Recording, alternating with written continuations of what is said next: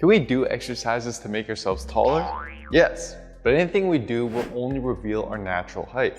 In fact, many people who have applied my past posture routines have noticed significant height improvements. Here's Alex and Abdullah, who both grew by 3 centimeters. Here's Aljoshka, whose parents even noticed his height increase. And here's Gautam, who instantly gained 1.5 inches after doing the exercises. How does this work? Well, many of us sit for most of the day. And when we do, we sit like this at work, or like this when driving, even when we're eating. Over time, our bodies will learn to become extremely efficient sitters and will lock us up into this hunched over, head forward position. This can not only reduce our height, but can also create feelings of stiffness and negatively impact our mobility. There is, however, a 5-minute solution that can help improve your posture, undo the damages of prolonged sitting, and maybe even give you an extra inch or 2 of height as a bonus. Today, I'll show you what exactly that is and how to use it. First, let's do a quick overview of the routine and the science behind it. If we take a look at the most common sitting posture, you can see how certain joints get locked up in poor positions.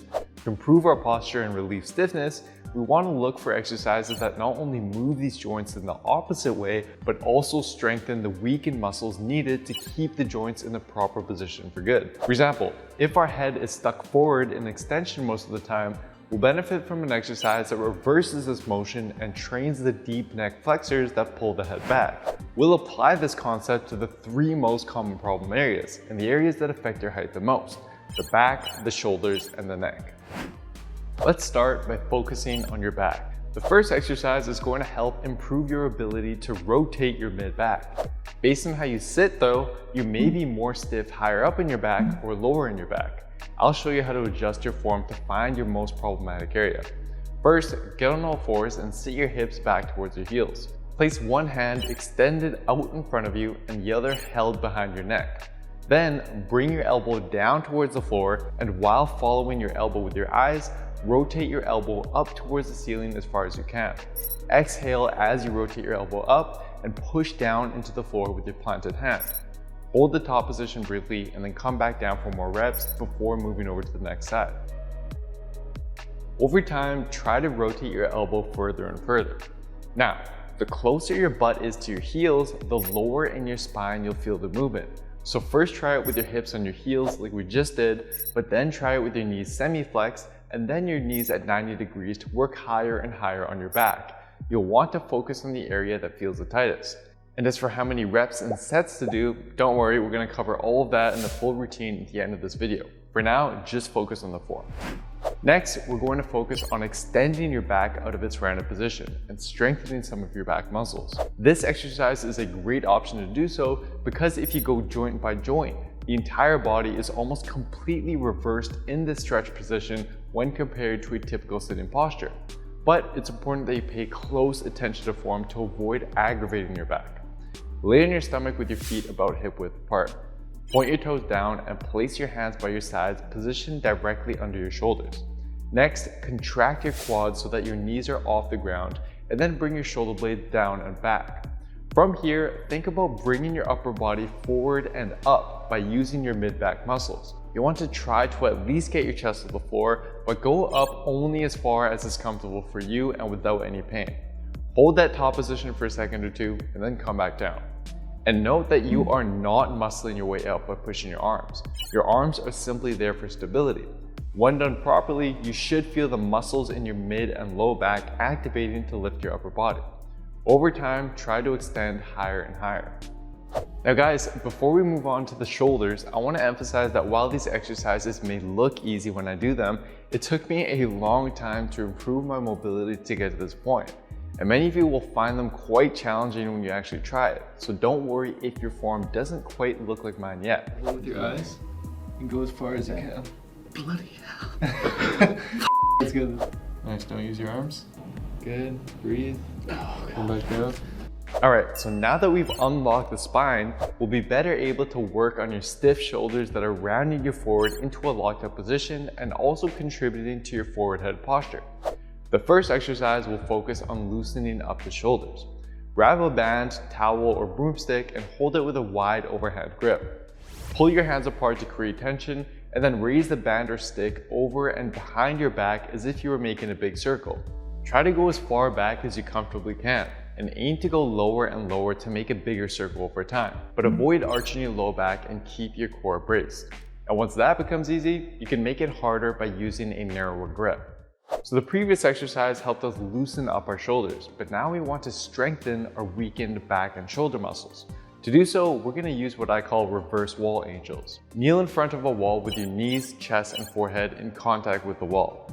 Brace your core, and then while keeping your arms straight, move them in a big circle overhead as high as you can, and then back down.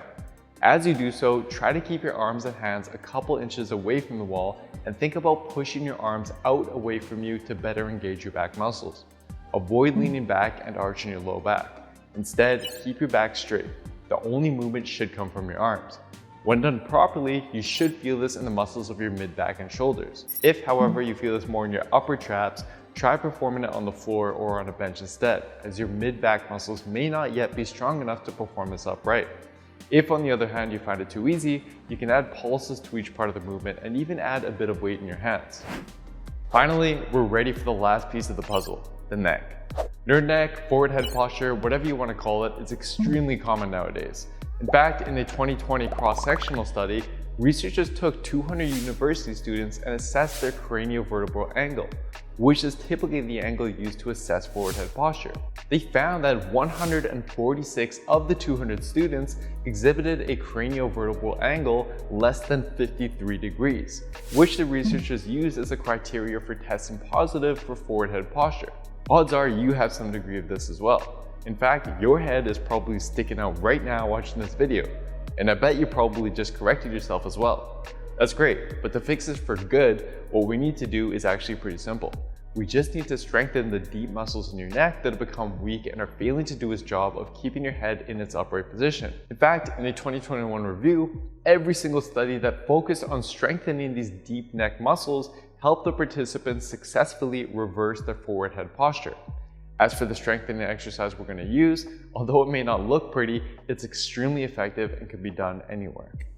Sit down on a chair and while gazing straight forward, pull your chin straight back.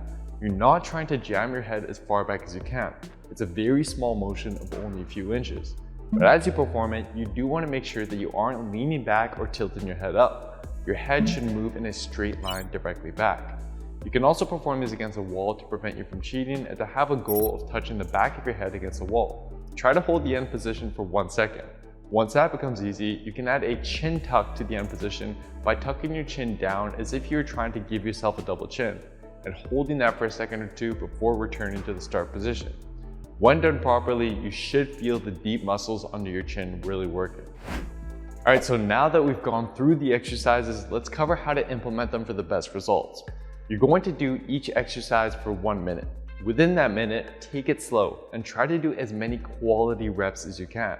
Quality is far more important than quantity here. And to help you guys out, I've also created a completely free downloadable PDF that contains the full routine and step-by-step tutorials to guide you through each exercise as you perform it. To download it, just head on over to builtwithscience.com/posturepdf. Implement this 1 to 2 times a day, make an effort to get up and move more, and you'll very quickly feel and see a difference. And don't forget to measure your height before and after as well, and leave a comment below if you managed to gain an inch or two. If you didn't, don't worry about it. Embrace your height, ignore anyone who puts you down about it, and enjoy the many other benefits that this routine has to offer.